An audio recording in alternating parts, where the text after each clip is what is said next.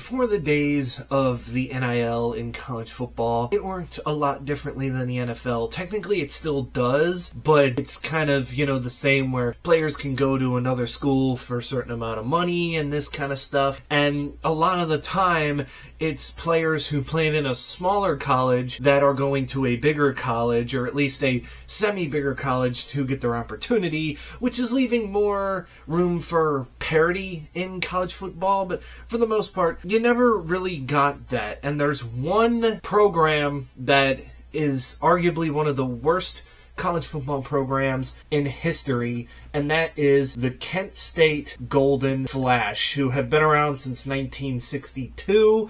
And when I tell you these stats, just know this is real. I'm not making this up. They've only made, in their 62-year history, 4 total bowl games, winning 1. They won their first and only bowl game in 2019, and only twice have they finished a season or have been ranked in the top 25. That was in 1973 when they went 9-2 and didn't even make a bowl game, and then in 2012 when they ended their bowl drought, they had arguably their best season in history, going 11-3 and being ranked 18th to finish that season. But for those that know, the last 2 years, Kent State has gone a combined 1-23 and is on a very, very long losing streak right now. And they just don't seem like they're going to be getting back to some sort of relevancy anytime soon. Like, it's not like UConn football, where all of a sudden UConn actually had a pretty solid season, and now football might stay so long as they stay in the 7-8 win mark and make bowl games every year. And it's weird too, because Kent State has had some really interesting players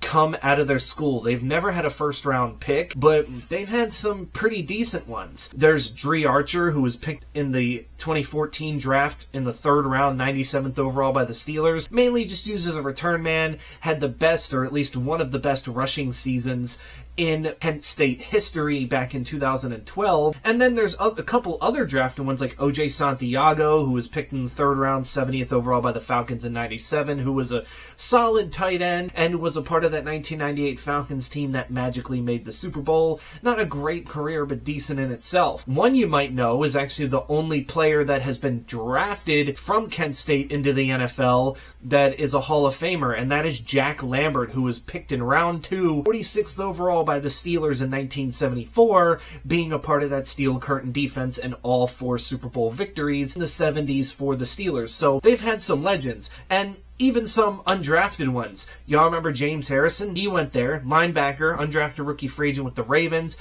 and after being cut, he would then, go to Pittsburgh and do his thing. And even, I think, a big one that we talked about that just got inducted into the Hall of Fame, so far the second and most recent Kent State alum to do that, is Antonio Gates. But the thing that makes him unique is he went undrafted in 2003 to the Chargers, and the reason he went undrafted was because he did not play a single down of college football.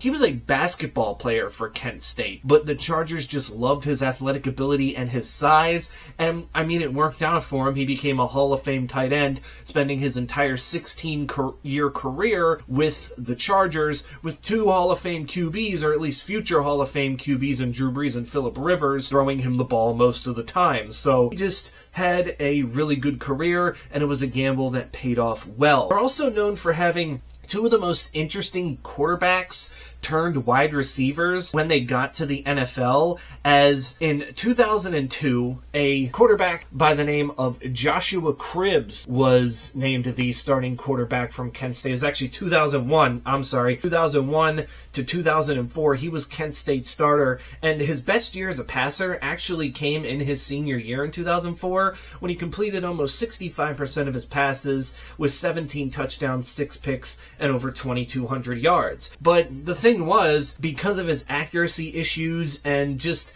not necessarily being a great quarterback, but a great athlete, as twice he ran for 1,000 yards, and his lowest yardage total rushing in his collegiate career in a season was 701. The Browns decided, you know what, let's call this guy up. He was an undrafted rookie free agent with Cleveland, and we all know how that turned out for them. He was one of the best return men of that era, going along with Devin Hester, and he even got his time to shine as a receiver here and there, putting pretty solid numbers in his career. And then after they kind of went a year without trying to find that next quarterback, they didn't have to wait long, as in 2006, a little tiny quarterback by the name of Julian Edelman then got some playing time at QB for Kent State. And much like Josh Cribbs, his passing stats have a lot to be desired. He completed under 55% of his passes and never had more than 1,859 passing yards in a season, and only threw more interceptions and touchdowns one time in his full collegiate career. But like Cribbs, though, his rushing, he could run. He only ran for 1,000 yards one time. That was his senior season in 2008. But the man was an athlete, and Bill Belichick saw it, and when he went to the Patriots, told Bill O'Brien to look at some tapes. He said, look at this Julian Edelman guy, and don't tell me that you want him to be a quarterback, as Belichick was mainly looking at him as maybe to potentially play safety or DB, as they said they had the speed to do that. But what they really ended up doing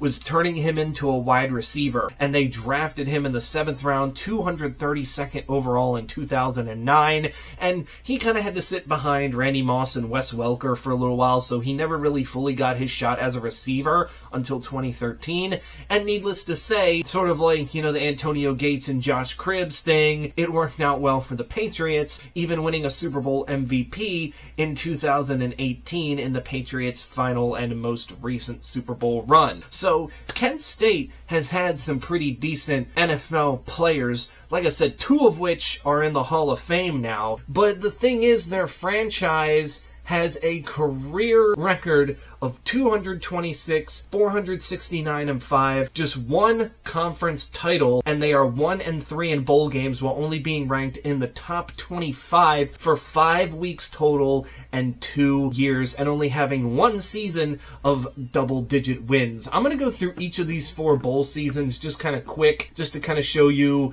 where they were, as 1972 was the first time that they made a bowl game. They went 6-5-1 this year, and it was what it was. The only real NFL talent on this team was Jack Lambert.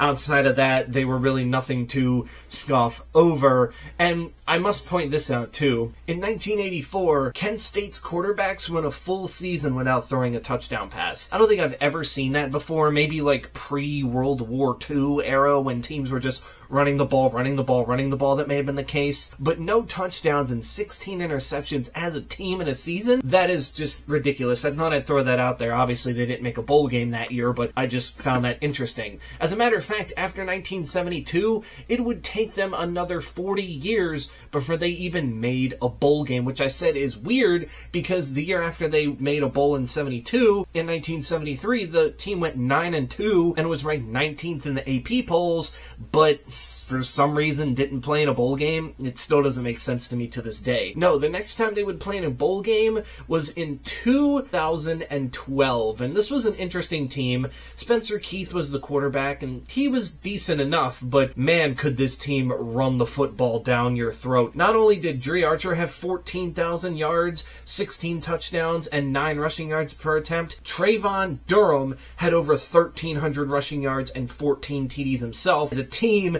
they ran for over 3,000 yards and 36 touchdowns. This was a team that was going to pound the ball down your throat and only throw the ball when they felt necessary. Now, obviously, too, they did not win their bowl game this year, but needless to say, this season is kind of a big outlier. As again, they would go on a mini bowl drought, but in 2019, they would be back in the bowl season, as after a 6-6 regular season, they were able to go into the Frisco Bowl and actually get a victory against Utah State, which to this day is their one and only bowl victory. And they actually had a pretty interesting season. Dustin Crum was their quarterback, and he completed 69.2% of passes with 20 touchdowns and 2 interceptions. So they had a quarterback who could actually do some things, and they weren't as strong of a rushing team as they were when I mentioned the 2012 team. I mean, their leading rusher was Crum, their quarterback, so overall he had a really good year, but they were just able to do a lot of things well,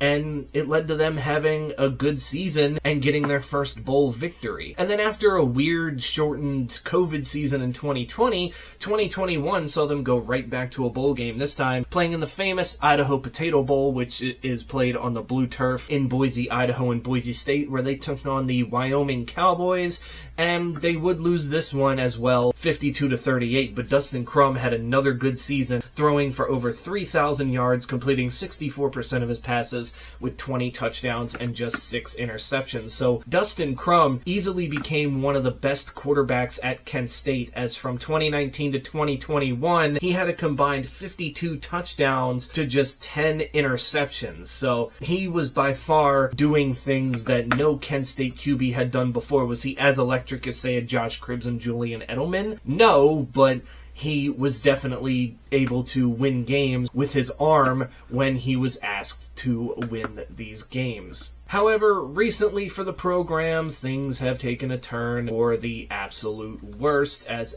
I mentioned, after a 5-7 season in 2022, they went into 2023 kind of, wondering what was going to be of the team, where they were going to go, and well, let's just say it didn't go as well as maybe they thought it would, as after losing their first 2 games to strong UCF and Arkansas teams, they then beat FCS Central Connecticut State 38-10, and since then, they have not won a football game, as they would lose their last 9 games in 2023, and then in 2024, they would lose every single game, meaning that currently they are on a 21-game losing streak, and a lot of these games aren't close. Here's how bad they are. They got shut out 3 times last year, all by 40-plus points. Now, granted, 2 of them were against top 10 teams in back-to-back weeks on the road, as they lost 71-0 to 7th-ranked Tennessee and 56-0 to 10th-ranked Penn State, again, on 2 hostile environments. But even in MAC play, a division that is fun to watch, I mean, everybody loves a little bit of action here and there, but it's one of the weaker divisions, not known to be a powerhouse. So the fact that they can't even win a game in the MAC is very, very concerning, and nobody really knows when this is all going to end for the squad, like the losing streak. When's it going to come to an end? Because you can even look at their schedule and say, oh, well, they do play this FCS school, so it's got to be this year, but the thing was, they lost to an FCS school last year, so it's just kind of like this team has been stuck in a rut and has had a few come-ups, but they never really last longer than a year or 2 with their success. And for a team that's only had a handful of winning seasons that I can count on one hand in their history, and 4 bowl game appearances with 1 bowl win, it might not get any better. Even with the NIL deals, who's going to want to go to a school like Kent State where nobody's been picked higher than 44th in the 2nd round, and there's just, there's NFL talent that's come out of that college, but there's no way it can compete with the big boys and the, big guns. So there's going to be a lot of people transferring out and not a lot of people transferring there. And they're just going to have to deal with the walk-ons that come to the team. And, well, they may hit the jackpot, they may not. Who knows at this point in time? But, yeah, that's my thoughts. Would really like to hear in the comments below, what are your thoughts on this team's history in general, especially Kent State fans, if there are any? I mean, there is, obviously, especially if you're an alum there. But, let's be honest, who willingly just goes and watches Kent State football? Let me know what you think overall. Will this school ever get to a point where, I'm not saying there can be, national championship contenders, but if they can get to what UConn football did, where they can start winning 7 to 8 to 9 games a year consistently and staying somewhat relevant and consistently making bowl games, or are they going to be stuck in this losing pattern where you're lucky if they might even get 3 wins in a season from here on out? But until then, that's it for me. Stay safe out there, and I will catch you all in the next one.